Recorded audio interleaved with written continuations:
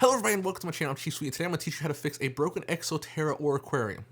Now this is going to be a cheap fix compared to buying a new one, because buying a new Terra is going to be like $150 plus. My method is going to be $40 or less, so let's get straight into this, shall we? So as you can see right here, this is an 18 by 18 by 24 Terra, and this is the Terra that we're going to fix in this video. Now the reason I also said aquarium is because you could use these exact same steps that I'm going to use in the video to fix an aquarium as well. So you might not be able to see the cracks in this Terra, but it's because I put black duct tape all over the bottom of this, and that's to keep the glass from little shards falling off and cracking even more. And it's gonna be easier just to pull it all out at one time. This was a leopard gecko's enclosure, and I think it already had a very small crack in there, and the heat in the enclosure just caused the crack to grow. I didn't know this until I was gonna move it, and when I picked it up, I felt it give, and I saw sand falling out from underneath it. There was a substrate. And you might have had a similar situation. You might have thought just, oh man, I have to throw this whole thing away.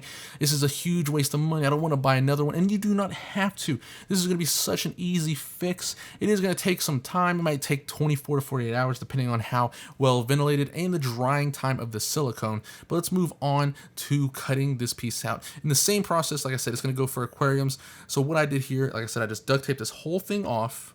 And what we're going to do is use a razor blade like this, which I got at Walmart for $3. You're going to cut the inside silicone that is keeping the broken glass in. When cutting it, you're going to want to find where the bottom glass meets the sides and try to slip the blade in between that. You don't have to, but it does make it easier. I also ran the blade in between where the plastic meets the glass on the tank because I felt like the silicone was touching there as well.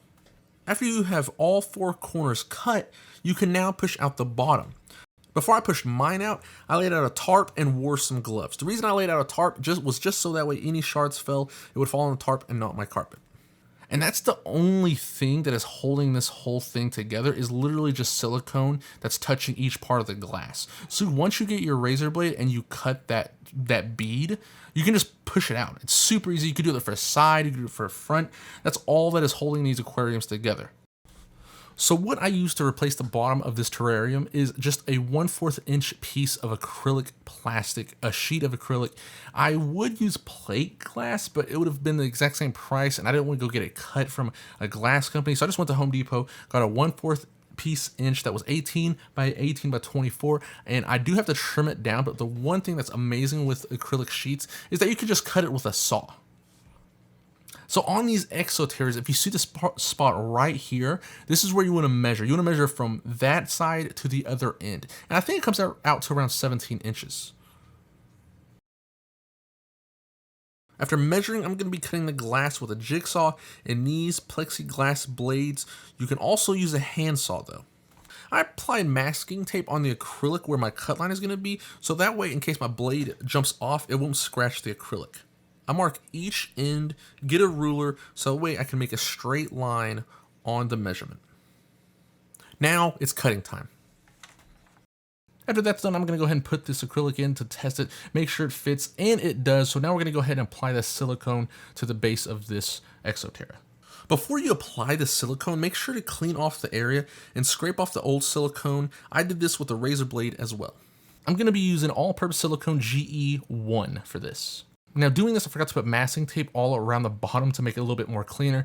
It doesn't matter, it works, and it works to this day. But if you do put masking tape down, it's gonna have a much cleaner look. It'll look just like this. I applied a 1/4 inch bead all around the base. When putting the acrylic sheet in, I gave it a little push so that way it's snug in the bottom.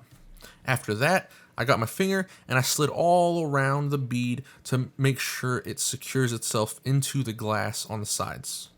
I applied some books as weight to keep it from rising and let it dry for 48 hours. After 48 hours, you're done. Say hello to your new tank. Thank you guys so much for watching. I hope this video helps. If you have any questions, feel free to ask in the comments. See you next time.